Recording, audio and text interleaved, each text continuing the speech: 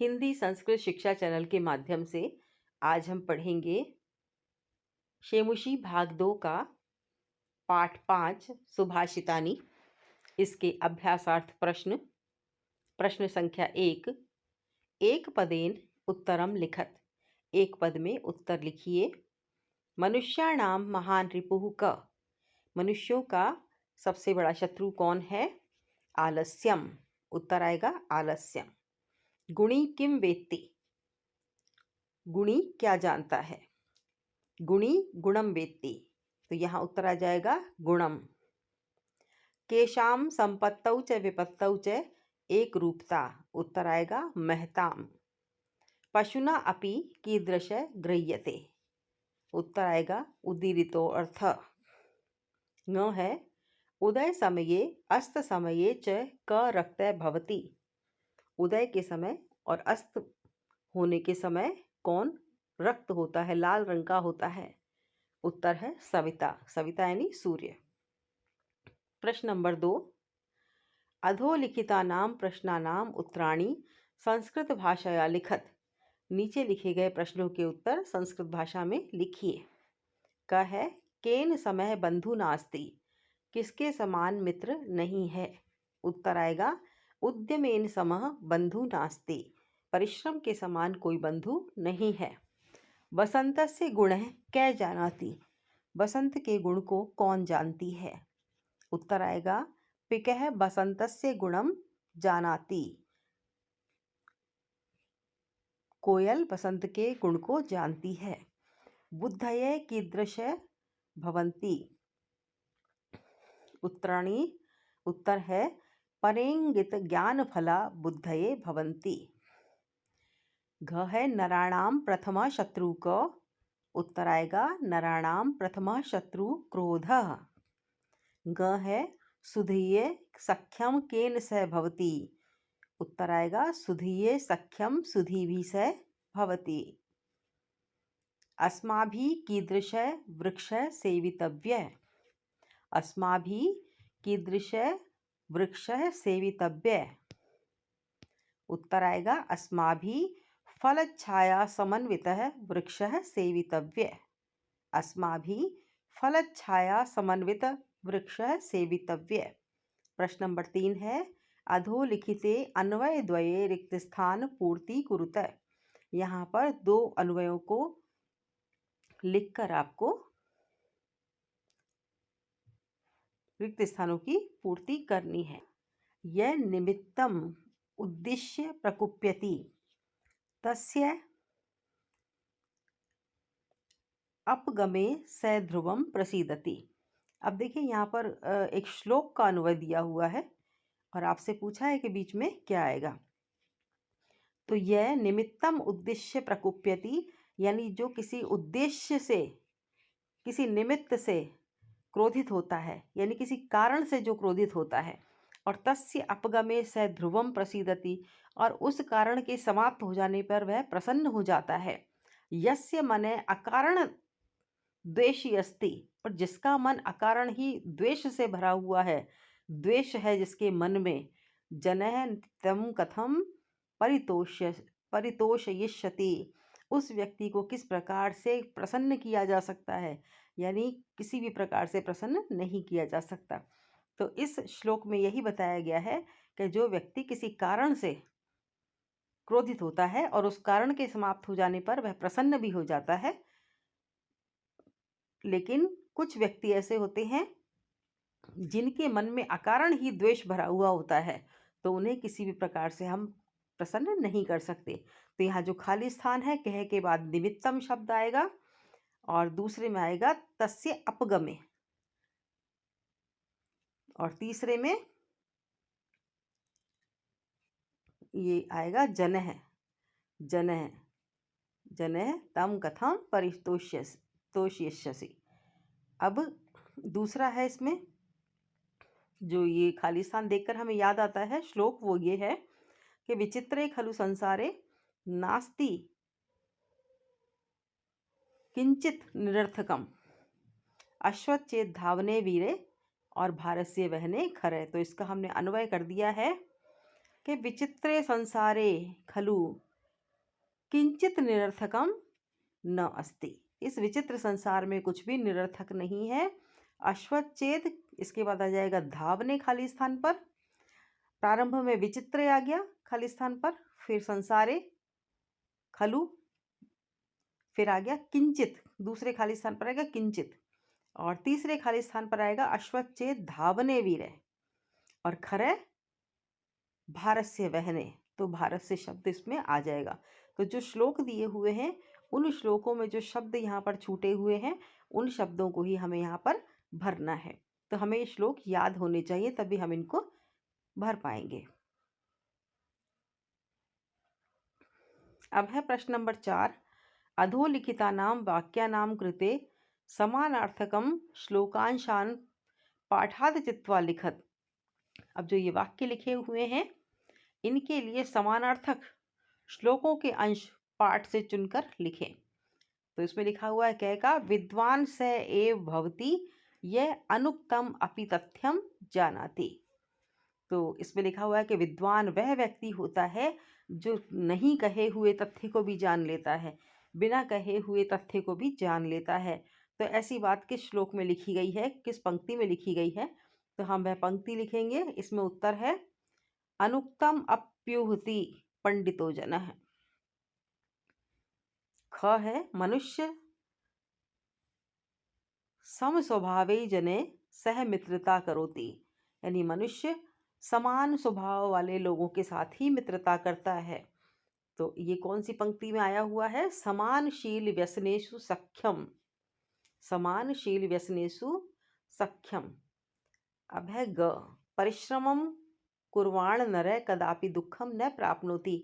परिश्रम करने वाला व्यक्ति कभी भी दुख की प्राप्ति नहीं करता, दुख को प्राप्त नहीं होता। तो इसके लिए कौन सी लाइन आई हुई है श्लोकों में, नास्ति उद्यम समो बंधु कृत्वा यम नावसीदति, के परिश्रम के समान कोई भी मित्र या बंधु नहीं है जिसे करके कभी भी दुख नहीं होता। अब घ है महानतः जना सर्वदेव सम प्रकृते भवन्ति। महान व्यक्ति हमेशा हर जगह पर समान प्रकृति होती है महान व्यक्तियों की। तो ये किस वाक्य में आया है, संपत्तौ च विपत्तौ च महताम एक रूपता, कि संपत्ति और विपत्ति में महान व्यक्ति हमेशा एक रूप होते हैं। 5वां है यथा निर्देशम परिवर्तनम विधाय वाक्यानि रचयत, के जिस प्रकार निर्देश दिया हुआ है उसी प्रकार परिवर्तन करते हुए वाक्यों की रचना करें। तो क है गुणी गुणम जानाति, गुणी गुणों को जानता है, इसे बहुवचन में बदलना है इस वाक्य को। तो क्या लिखेंगे, गुणिनः गुणान गुणानि जानन्ति, गुणिनः गुणान गुणानि जानन्ति। अब ख है पशु उदीरितम अर्थम गृह्णाति, कर्मवाच्य।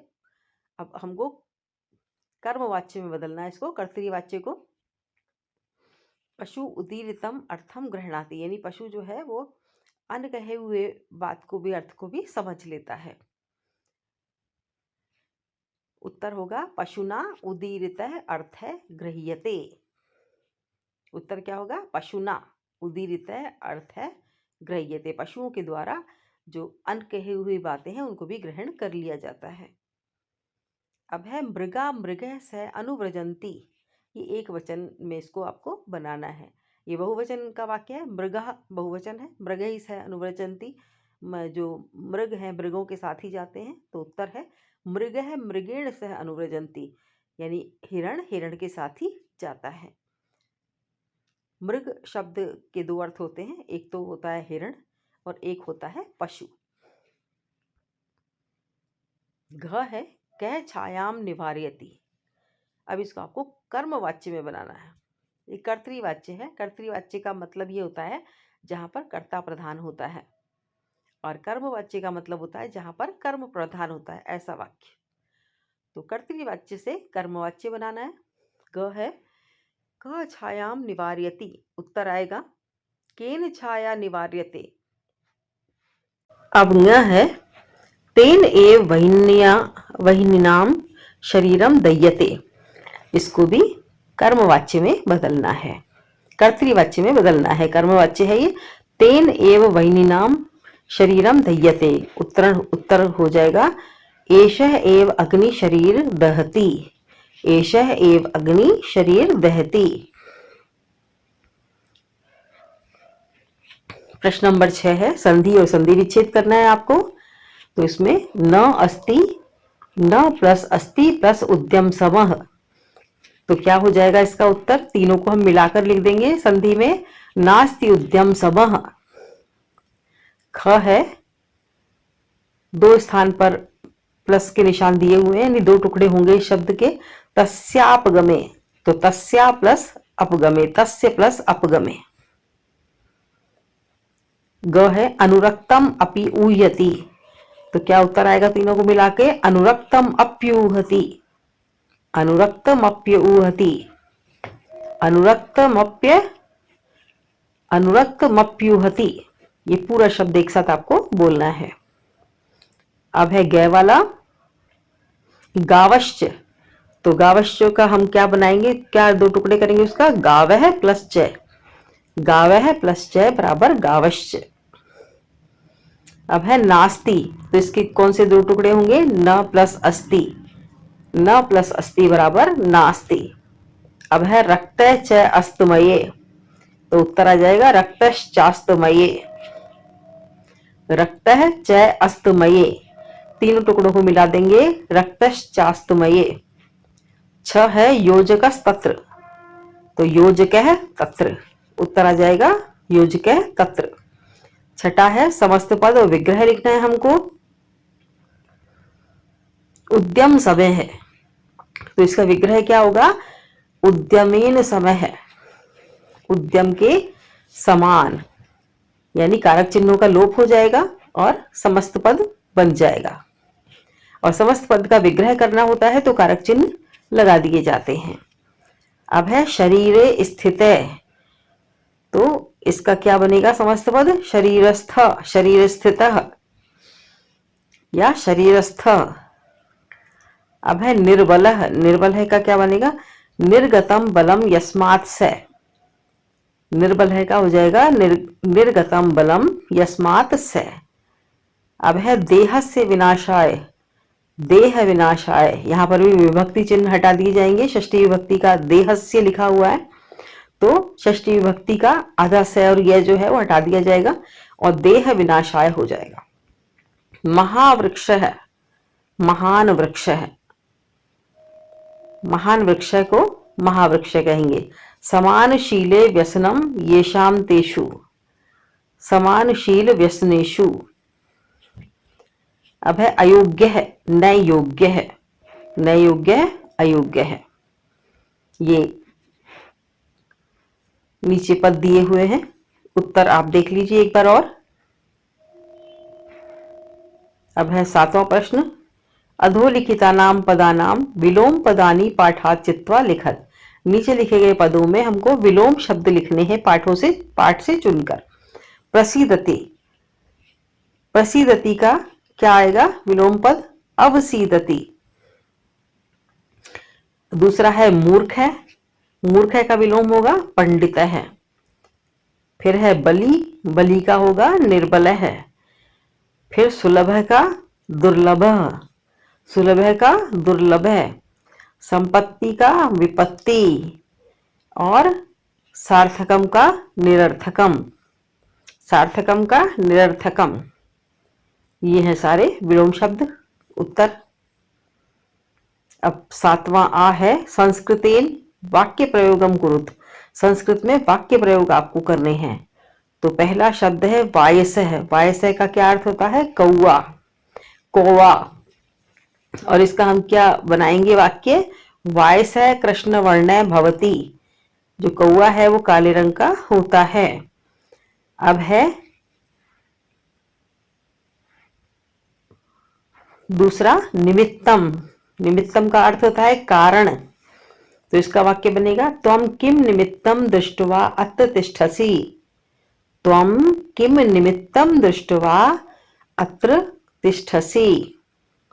अब आएगा सूर्य है, तो सूर्य का अर्थ भी सूर्य ही होगा और वाक्य बनेगा सूर्य पूर्व दिशायाम उदयति। सूर्य है, पूर्व दिशायाम उदयति। घ है पिकह। पिकह का मतलब होता है कोयल, और इसका वाक्य बनेगा पिकह मधुरम कूजति। पिकह मधुरम कूजति।